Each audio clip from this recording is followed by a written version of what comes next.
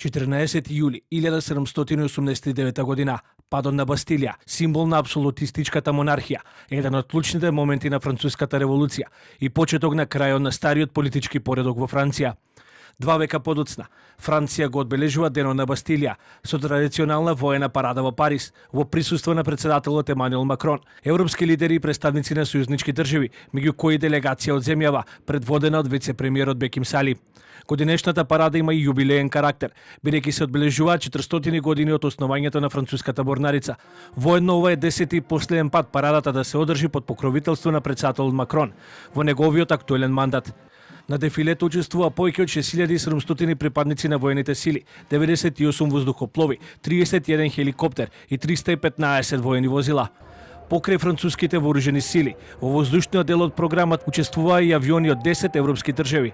Како што соопшти Елисејската палата, оваа парада треба да се свати како стратешки сигнал, односно порака што Франција ја испраќа за своите силни армии, способност да бидат меѓу првите што ќе реагираат во случај на потенцијални конфликти. На парадата присуствуваа и бројни светски европски лидери. Американскиот председател Доналд Трамп порача дека САД останува силен сојузник на Франција, а меѓу гостите беа и британскиот премиер Кир Стармер, украинскиот председател Володомир Зеленски, германскиот канцелар Фридрих Мерц, како и бугарскиот премиер Румен Радев, кој претходно изрази несогласување со вклучување на Бугарија во дел од европските иницијативи за поддршка на Украина.